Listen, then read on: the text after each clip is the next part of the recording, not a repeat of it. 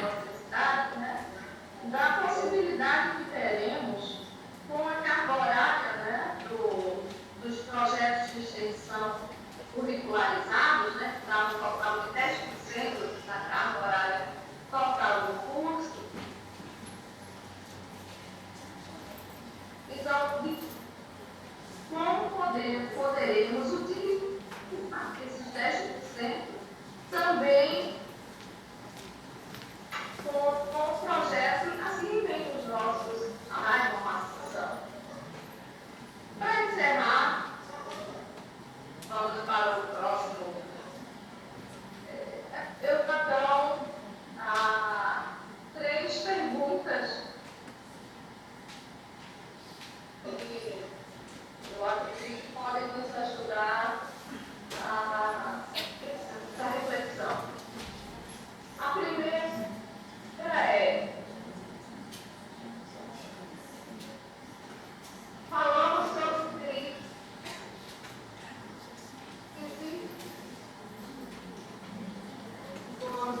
Eu acho a primeira pergunta exatamente resolvendo a crise da docência em música e como crise aqui está pensada. Eu, olhando, né, fazendo uma retrospectiva, eu acho que não houve nenhum momento onde não estivemos em crise, né? Porque se tínhamos um curso, falando agora da Olimpíada uma vez, no início dos anos 70, que não tinha como perspectiva, né, uma inserção na vida, porque não havia recursos, né? Se isso durou bastante tempo, inclusive em Recife, né? Se for ver isso até hoje, né? Sem essa perspectiva de concursos sendo feitos para a inclusão desses profissionais, né? Vamos dizer assim, natural de música, se com a lei, né, se depois de todas as discussões da lei, tivemos todos os impactos que vamos falar, tanto ontem quanto hoje, em relação à aprovação da lei, Luiz ontem mencionando as diretrizes para a operacionalização, né? Quanto tempo isso ficou guardado lá, esperando, devido sucessivas crises, e vamos entrando em outra, ou se já estamos em outra, né? Por quanto tempo mais iremos viver em crise? Será que isso é realmente necessário? Será que se não tivermos as crises, nos acomodaríamos e não cuidaríamos, né? Não estaríamos tão dispostos a ficar, né, discutindo essas questões? O segundo item, né, o segundo questionamento que eu levanto é: olhamos os 10 últimos anos pensando na lei, tá? Mas pode ser muito mais tempo, né? Pode se pensar muito mais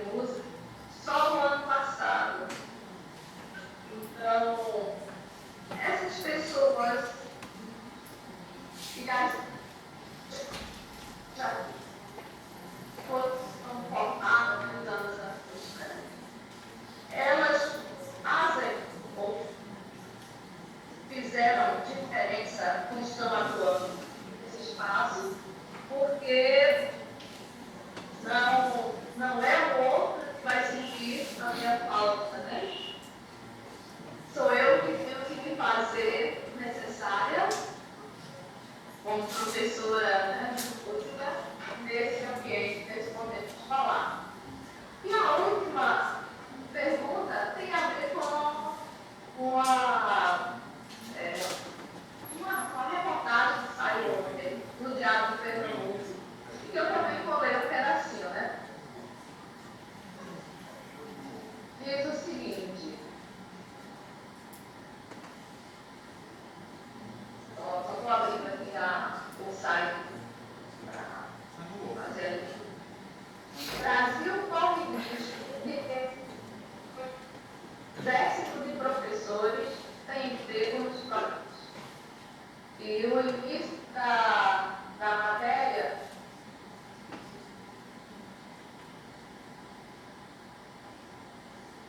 é uma matéria da Folha e foi publicada também no Diário de Pernambuco, né? Publicado ontem. A conclusão é pesquisador em Navarro, né? E professor turístico.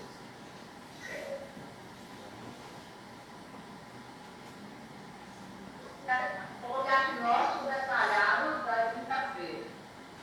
O estudo coordenado pelo especialista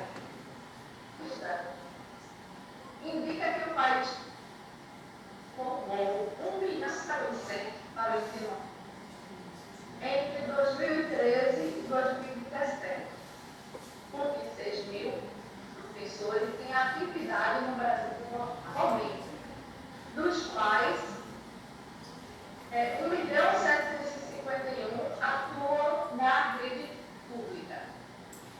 Além disso, de acordo com projeções do pesquisador, outro 1,5 milhão de docentes sairá dos cursos de pedagogia e licenciaturas nos próximos 5 anos. Então, vou ler somente até aí e voltar, né, para as nossas reflexões, né?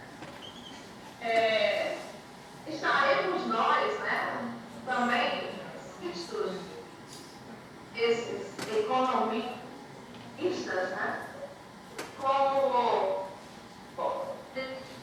desempregados ou como necessários para a formação.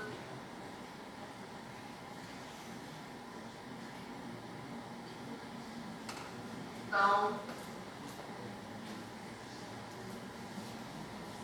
da mão de obra, né, de liberalismo. Muito obrigada.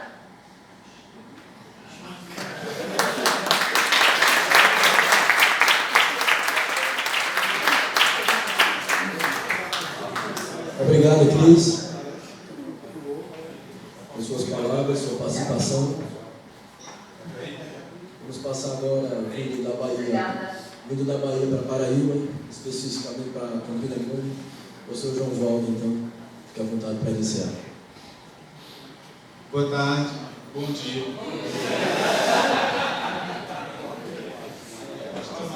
Acostumaram a dar de tarde no auditório. Antes de mais nada, dizer que é uma alegria muito grande poder compartilhar dessa mesa. Primeiro, o convite para estar no fórum, no início desse encontro do Fórum Nacional.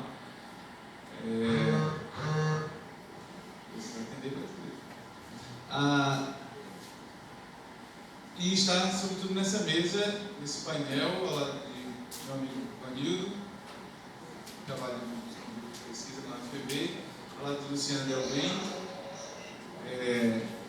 autora de tantos estudos e livros que a gente usa desde sempre, no nosso trabalho de educação musical, e a professora Cristiane, que se tornou, de fato, como ela contou, assim, uma pessoa que a gente vai aos poucos se aproximando, de vez em quando se encontrando nos congressos, nos encontros.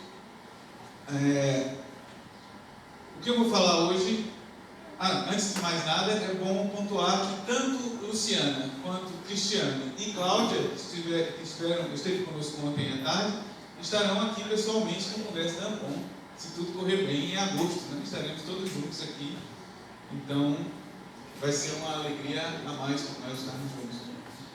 O que eu vou falar agora, claro, não pretende esgotar o tema, não tem como esgotar, nem mesmo dar diretrizes, nem nada. Eu só vou pegar esse mesmo tema que a professora Luciana e a professora Cristiane trataram de maneira tão sistemática, com dados, e também tão sensível e tão acurada com a sua interpretação, a interpretação das duas sobre os dados. Eu vou talvez abrir algumas outras possibilidades de leitura dessa realidade e pontuando também tanto com a realidade local de Campina Grande como também com algumas outras perspectivas. O meu slide.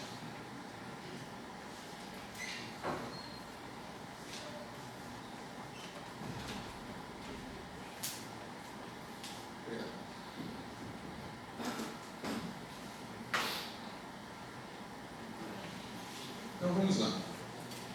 Bem, primeiramente, a questão da base legal, eu não vou me demorar aqui, a professora Cristiane tratou disso com detalhes. A arte é obrigatória em toda a educação básica, isso está na LDB. Depois houve essa conquista que a gente teve da música como componente curricular obrigatório, posteriormente substituído pelo artigo 6º que a professora Cristiane nos mostrou. E esse outro documento, que é um pouco menos conhecido, mas também já deve estar sendo divulgado entre nós, sobre a operacionalização do ensino de música nas escolas. Tenta detalhar exatamente como esse ensino de música deve acontecer nas escolas de educação básica. Aqui em Campina Grande, a realidade que nós encontramos, e esses dados eu trago para vocês com o auxílio da Mariana Rocha e do Arthur Marques, que são dois alunos orientantes meus que me ajudaram a recolher esses dados. Nós temos, segundo as últimas estatísticas, 150 escolas municipais, 62 escolas estaduais, 59 escolas particulares em Campina Grande. Nessas escolas, é bom apontar que nos últimos 13 anos, pelo menos, o município de Campina Grande nunca fez um concurso, não fez nenhum concurso para professor de arte. Nenhum concurso para professor de arte. O Estado tem feito concurso para professores polivalentes, né, como professor de arte, de modo geral. Não é como esse último que nós temos aqui, José Milton, que foi aprovado. Tá? Ele vai assumir os seus prêmios.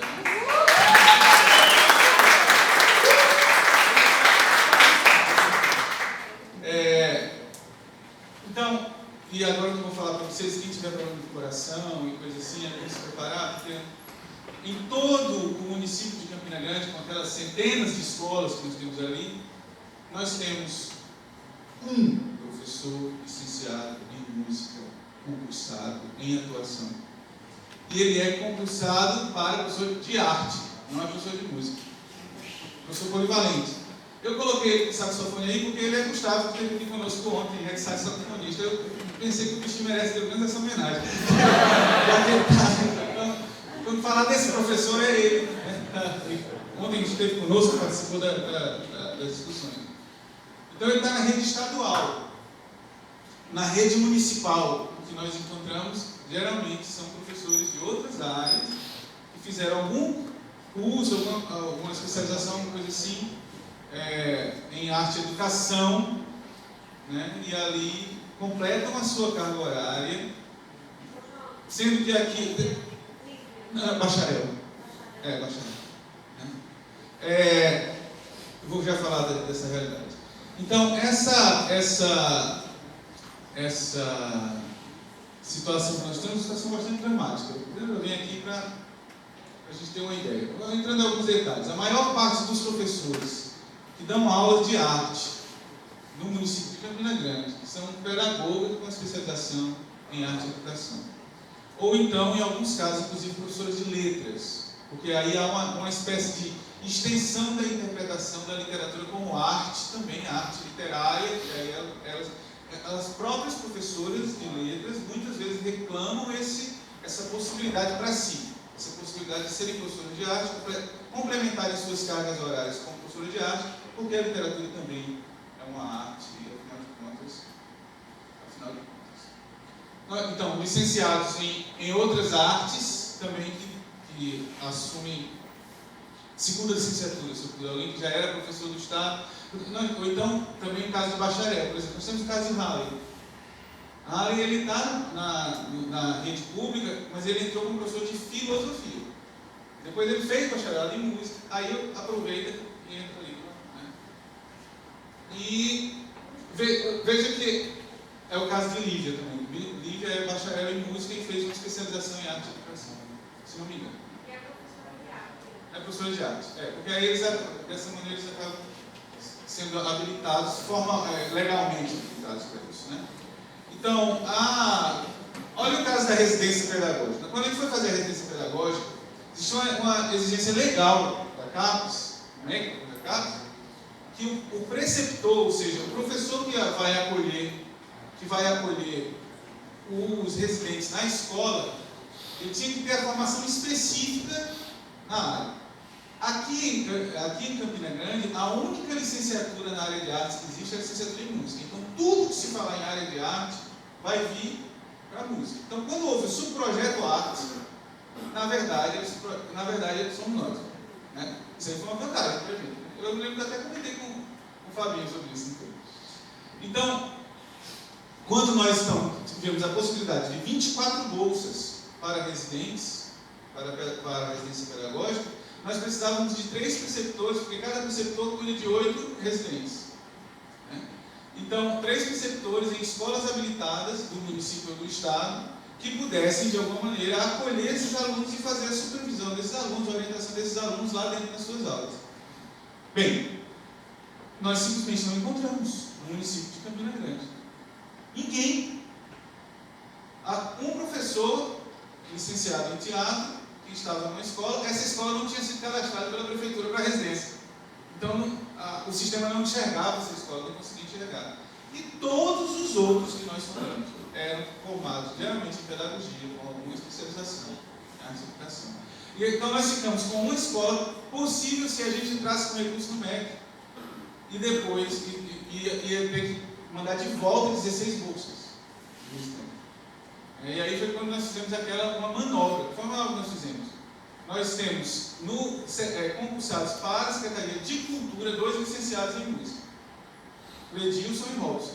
Então, eles foram à Secretaria de Cultura pedir a liberação deles, o empréstimo deles para a Secretaria de Educação, em pleno mês de julho, né, para a Secretaria de Educação. E aí a Secretaria de Educação emprestou esses 2, que são concursados como músicos de banda, mas são licenciados em música, para atuarem por empréstimo nas escolas.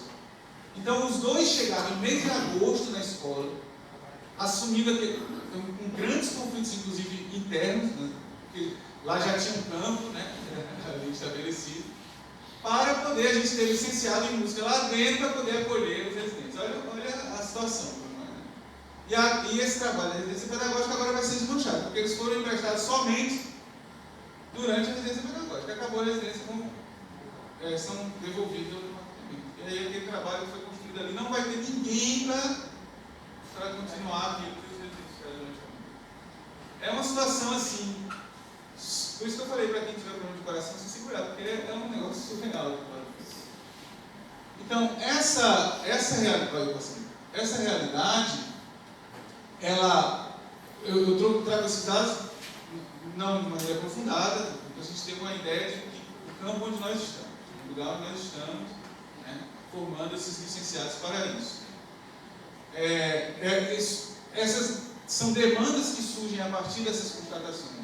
Eu vejo como demandas, nós temos aqui uma demanda interna, nós precisamos ter algumas coisas com relação ao currículo que nós temos aqui dentro dessa licenciatura, que de fato não correspondem às necessidades da educação básica, né? Não correspondem às necessidades da educação básica. E é necessário também, o que eu já pontuei, inclusive lá no Congresso Nacional da ABEN, na audiência que o Marcos estava coordenando, é uma luta política.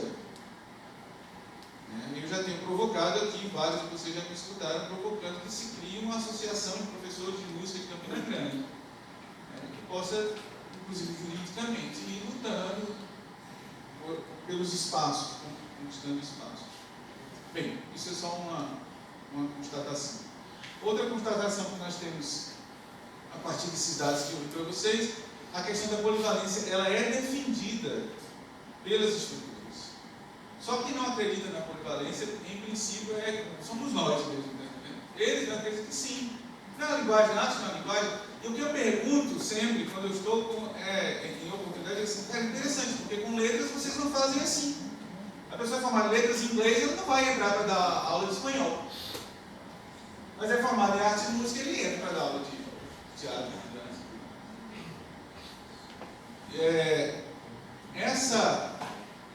E aí vai dizer, não, mas é porque seria importante que todos tivessem todas as linguagens artísticas na escola. É importante que tenha, se for consistente e robusto. Se não, é melhor. Se você tem só um professor de música, então é melhor que aquela pessoa trabalhe bem, a Luiz sempre fala, é melhor que a pessoa trabalhe, aqueles alunos tenham experiências significativas, robustas, consistentes, somente em música, do que você estar pincelando em outras coisas que você não domina e vai fazer aquela criança. E gera duas coisas para os alunos.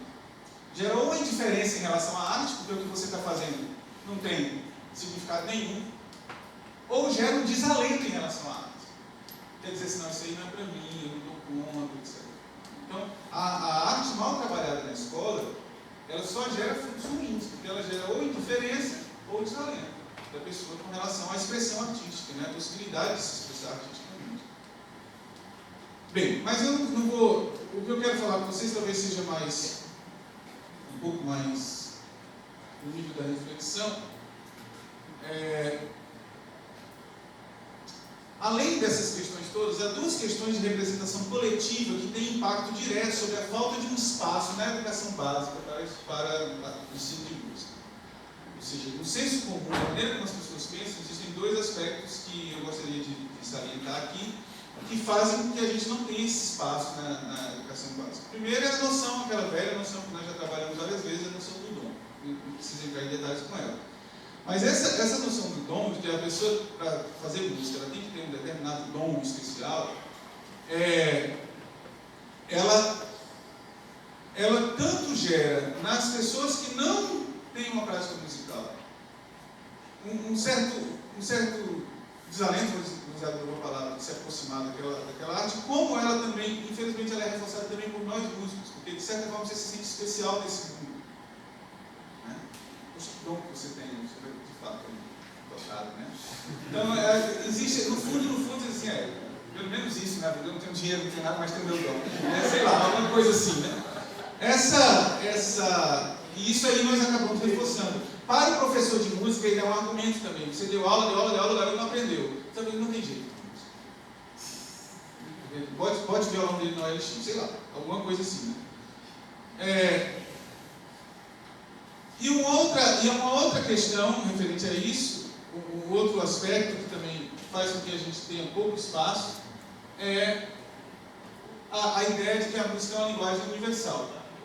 Se é uma linguagem universal, então é uma coisa que já está na vida de todo mundo mesmo, etc e tal, todo mundo já exerce, todo mundo já entende, não é?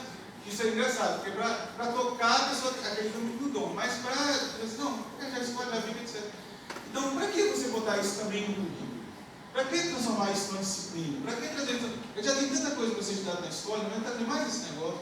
Então, esses dois aspectos, eles, de certa forma, eles amarram essas possibilidades que a gente tem de ter um espaço na educação básica. Claro, a música não é uma linguagem universal, para deixar bem claro isso. Ela não é universal, ela é culturalmente construída. Ela constitui vários corpos diferentes de conhecimentos humanos. Ela demanda uma decisão, uma dedicação, o seu exercício com fluência. Vocês sabem disso, então não é um negócio tão assim.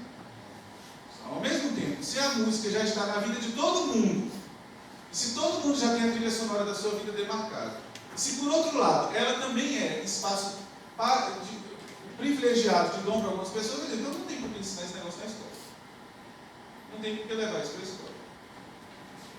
Não tem razão nenhuma. Então esses dois aspectos eles geram, ao mesmo tempo, um evidente desinteresse das estruturas educacionais formais em sistematizar as vivências musicais em sua proposta curricular, e também gera um flagrante desinteresse dos próprios músicos de serem profissionais dedicados à educação básica.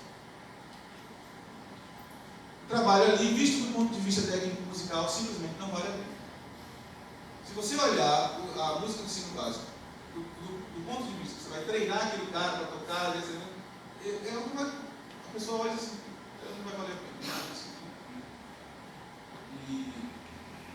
Então, como construir uma visão que permita a transformação desse panorama com relação ao ensino de música na educação básica, e a consequente inserção de professores músicos em suas estruturas. Eu acredito que há dois desafios especiais que nós precisamos compreender a esse aspecto. Primeiro, são pontos de reflexão que eu vou trabalhar com eles aqui para frente. A gente tem que pensar quais são as razões para que os professores de música consigam seu espaço na educação básica. Que razões são essas que nós temos? E depois nós temos que pensar quais são as razões para que a educação básica encontre seu espaço nos professores de música, que é o outro lado da moeda. Porque em muitos professores, inclusive que estão na educação básica, como também a Luciana falou e como o Cristiano falou, se fosse oferecido o sonho de ser professor de uma escola especializada, ele certamente escolheria sair da educação básica e ir para a escola especializada. Muitas vezes é assim, a gente está ali porque, afinal de contas, é o único emprego concursado que a gente tem possibilidade, etc.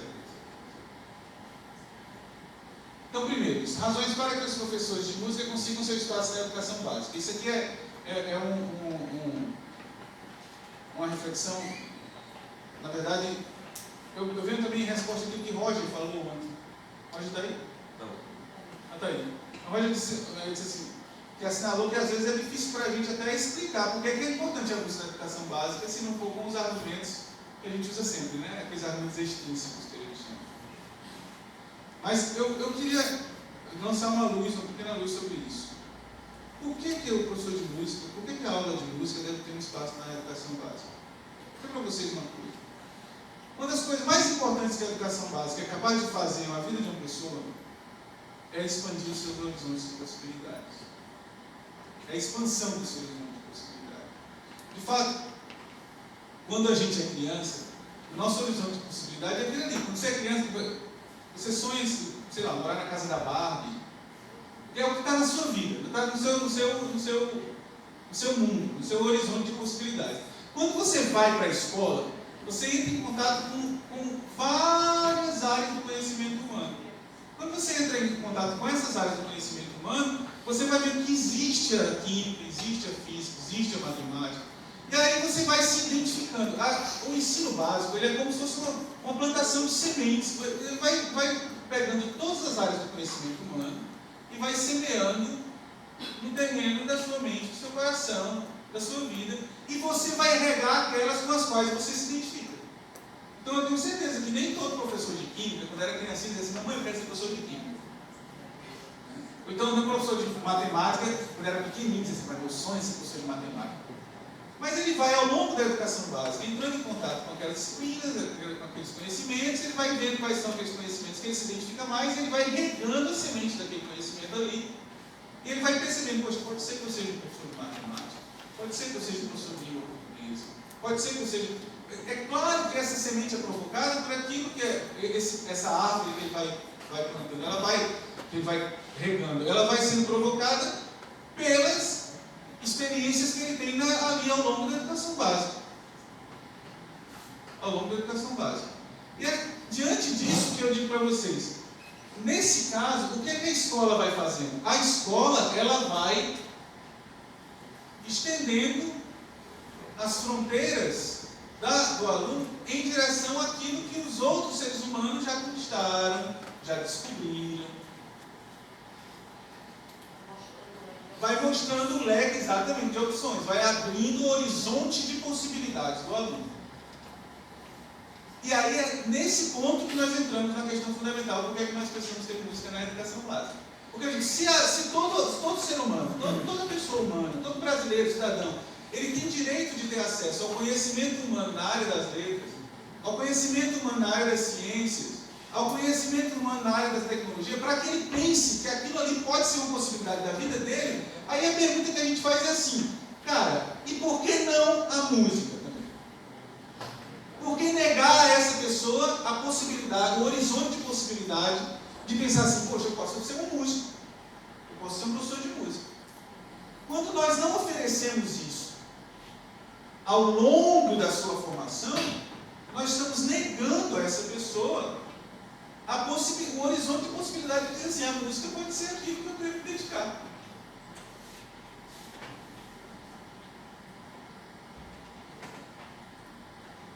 Veja, quando a gente fala em consolidar ampliar e consolidar o espaço da música de maneira sistemática, com protagonismo educativo na educação básica, do infantil até o terceiro ano do ensino médio, como diz a lei, nós não estamos falando em ministrar uma formação técnica, nem treinar todos os alunos de maneira uniforme a ponto da gente localizar ou até criar novos gêneros da música. Não é isso. Claro, nem todo aluno que estuda língua portuguesa na escola, ele vai ser um escritor. Não é não? Nem todo aluno que estuda educação física na escola vai ser um atleta profissional. Nem todo aluno que estuda química ou física na escola vai decidir passar a vida toda dentro do laboratório.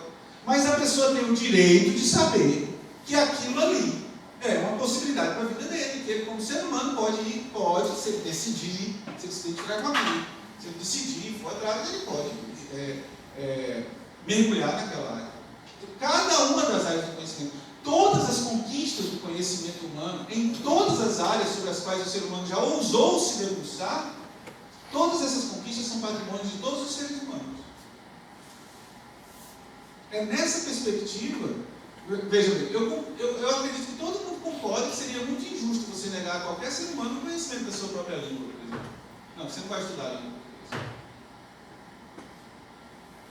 O conhecimento de outras línguas, conhecimento matemático, conhecimento a respeito do seu próprio corpo, conhecimento a respeito das dinâmicas da sociedade onde ele vive, você vai negar isso por quê para as pessoas? Então é por isso que eu digo que é muito injusto negar para os milhões de alunos, de estudantes do Brasil, o acesso ao conhecimento musical. Porque é uma área do conhecimento humano. E como uma área do conhecimento humano é um patrimônio ao qual todos os cidadãos têm direito a ter acesso. Se ele vai ser músico ou não, aí é a escolha dele. Se ele vai tocar um instrumento ou não, aí é a escolha dele. Mas a possibilidade e o acesso ao conhecimento que foi conquistado até aquele ponto, ele tem direito. Então é uma questão de direito humano. Não é uma questão nem puramente artística, nem é uma questão de conquista de espaço profissional. É uma questão de direito da formação humana, da educação humana. Então, quando a gente luta pelo espaço da inserção profissional do professor de música, eu não estou lutando, cá entre nós não estamos lutando prioritariamente pelo professor de música. Senão vai ficar só uma luta de classe, isso aí. Nós estamos lutando pela formação humana mais aprofundada e possível. É preciso que nós compreendamos que, fundamentalmente, nossa luta se trata de garantir a todos os estratos da sociedade o acesso a um importante campo do conhecimento humano, a música. Certo? Então, para esse lado, por que então o professor de música deve ter um espaço na educação básica? Fica claro isso? Ajudou, Roger, assim? Muito. Que bom. Agora vamos para o outro lado. Já encerrando, já encaminhando para encerrar. Quais são as razões que eu tenho para que a educação básica